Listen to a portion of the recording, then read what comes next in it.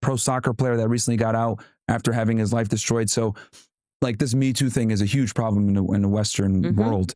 So let me ask you this with Charlie Kirk, because you're definitely one of the most outspoken people when it comes to the Charlie Kirk investigation and what's going on there. Obviously, you knew him personally. You guys have worked together for many years. I'll kind of just turn it to you, and you can just tell me, because you've been looking at this for a while now. It's almost it's over 2 months now. Can you take us through what you think happened on that day? What led you to believe that? And the timeline in general, who you think is actually responsible, who might be covering things up and everything like that. Yeah, so I can tell you that I view the Charlie Kirk assassination as a military hit. I do not know who called the hit yet, but it's military. There's no question in my mind that it was a military. Or foreign, or? Well, I don't view the U.S. military as being controlled by the U.S. I mean, there are a lot of people. We've been globalized for a very long time. I don't know that there's a difference there's decisions that are made in Ukraine for America. I mean, this is the tentacles of the U.S. military. Yeah. It's a much broader and longer conversation that needs to be had. I mean, I think since JFK was assassinated, I don't know who's in control of anything, right? Much of what we see in the political realm is just an illusion. We're talking about what's happening in Congress, and decisions are made in boardrooms, in my view. With Charlie, I think that with everything that I have uncovered, there was very clearly a faith infiltration that happened. And I'm putting faith in quotation marks, because Charlie would have believed the people that came to him and told him to grow the organization and, to become the boots on the ground for faith. He cared very deeply about his faith. And the cast of characters and the pastors that are around him, rotten, like very rotten. The McCoys, Rob McCoy, unbelievably rotten. And I've been covering a lot with him. And what it's looking like is that Calvary Chapel has been accused of tons in the past, and also accused of hostilely taking over well-meaning faith organizations and ministries, with Rob McCoy at the center of some of these scandals. It's looking to me like Turning Point's apparatus provided an opportunity. Now, who they're actually working for, what they're actually doing, I don't know. But I can tell you it is not about Jesus Christ. Okay. And this would explain why, for some unknown reason, Christian Zionist influencers have been losing their minds about the idea of investigating the Charlie Kirk assassination. It's odd. Like, I looked up and I'm going, why are Christian Zionists trying to use Bible verses to say that we shouldn't question anything? I mean, everybody knows you were a cop. The first thing you do when there's been a murder is to look around at the money, the finances, and the people around him. Common sense. Like, and then you pair that with the actual impossible things that they are telling us. It was a Christian miracle. His neck just stopped a 30-06 from 150 yards away. It was just your modern Christian miracle. That's Fed slop, but it's worse than that. It's Christian slop. People using the Bible to psychologically convince you, Jesus performed miracles, and this was just one of them. Charlie loved his faith. They're lying about weird stuff. I consider it a clue that they are lying about where Charlie was at in terms of his faith journey. They lied about the Hampton Summit. They lied about the fact that he had said, I have no choice but to abandon the pro-Israel cause. I just watched them all lie because I needed to see where all the stakes were. These are weird lies. Yeah. The one thing that connects all of these lies is faith. So that's where the focus of my investigation is right now. And I'm coming up, looking and going, all of these characters are dirty that were around him. So you're not going to hold up a Bible like a false prophet and tell me not to look here, or else I'm going to be condemned to hell. Because let me tell you how the Bible works, okay?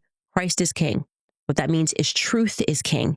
And if anybody is using the Bible to tell you not to pursue truth, you are dealing with somebody who is manipulating you. Who do you think, I know you said the people around him, but who do you think is the most responsible? Why would they want him gone? I think Charlie was not allowed to be anything but a Christian Zionist. And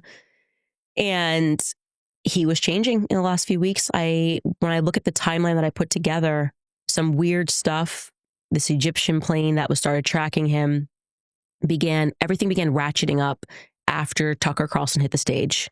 And in July. Mm-hmm, Oh yeah, I was there for that. Yeah. That pissed him off. That was a something. Yeah. So I think Charlie was done as Megan showed the video. He was telling Tucker to go max. All of the things that they lied about, we've now proven. And why were they lying about it? That's why this is the thing. Why lie if you have nothing to cover up? That's my common sense here. You only lie because you have something to cover up. No matter what the lie is you only lie because there's something that you're hiding.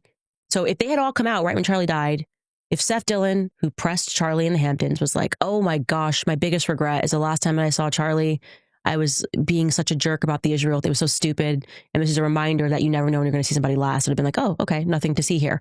It was like a full court press effort to lie about everything. Josh Hammer, he never blinked on Israel. He was on the text message chain where Charlie said 48 hours before he died that he was done with the pro-Israel cause. Why lie? That's my question. And I don't like the silence from Turning Point employees. I know for a fact one of them, I'm not going to name, has a text message from Charlie the day before he died saying they are going to kill me. Wow. Now, he was not referring to the trans lobby when he wrote that message. Yeah. So why not present? If you are his friend and you're interested in the truth, why wouldn't you tell the public that? Wouldn't you just come right out to the public and say, hey, I don't know what happened, but like Charlie thought they were going to kill him. I do not like the way Turning Point is behaving. I've made that clear. And nobody is going to emotionally manipulate me and tell me that it's all good now. And to attack Turning Point would be to attack his legacy. Mm-hmm. Charlie told me years ago that he had, which I shared the messages, he was having a ton of visions and was telling me that Turning Point was going to be the death of him. He knew he was going to die young. And strangely knew that I was going to be the only person to defend him, right? I showed the messages. Yeah. I showed the messages. They tried to say it was fake and you pulled it up and yeah. So we're here. We're here now. And I'm going to defend him. I'm going to figure out what happened. What are your thoughts on how Erica Kirk has been dealing with this and some of the people that are close to him, his manager, Mike and all them? Like, do you think they're just playing a role? Do you think they're involved? What are your thoughts on them in general? There's some of the people in his closest circle. It is obvious to me that Mikey McCoy was the person that they wanted to launch as the new Charlie. That's very obvious. The way they brought his YouTube channel back with a speech from Mikey, and everyone was kind of trying to soft sell Mikey to us and was like, who's this kid? You're 23. Why are you the chief of staff of anything? You didn't go to college. Who are you actually? And you're brought in by Rob, your dad, who is dirty. I mean, very dirty guy. I covered more of that yesterday. He just gives me the sleaze and the ick. And it just is very strange that I felt like they tried to manipulate us into accepting this, almost like they had like, Mikey's going to be this person. Then we see Mikey, he's a hero, and he just walks away right after somebody like, that doesn't make any sense to me. And, yeah, with Erica, a lot of people on the internet have been going into her past, going into her parents' past, and just speaking about these things. Israel defense contractors, parents, stuff like that. Yeah, I've seen all of that. I respond to that on my show, and what I've said to everybody is I'm starting with what happened on that day, what happened leading up to his assassination, and the people that catch my attention are people who are telling verifiable lies. Okay, Erica thus far has not told any verifiable lies. She did not lie about the fact that he had St. Michael on him when he died. So there's two things. She could be on autopilot, and some people could be reading that the wrong way and thinking, oh, well, she's not acting right. Okay. Is she on autopilot because she fears something? Right. Again, we don't know what's happening behind the scenes, but you have to have some level of fear if you watch somebody get assassinated. I don't know. I just don't know. Yeah. And so people have been upset with me for not going, down the rabbit hole on my show about Erica's parents. People's parents are people's parents. They haven't yet come up in my investigation. If I find out that her parents were involved, and then it's going to catch my investigation. And there's nobody that will be spared once they come up, once they tell a lie, I come across something. I just literally have not come across anything with Frank Turek. Also, I haven't come across anything with Erica in my investigation. So, the shooter or the alleged shooter, you think they're a patsy? Of course, they're a patsy. I mean, come on, it's so dumb. He wasn't even on campus that day. They can't show us one clear image, not even one. All of these cameras, Turning Point has everything in 4K.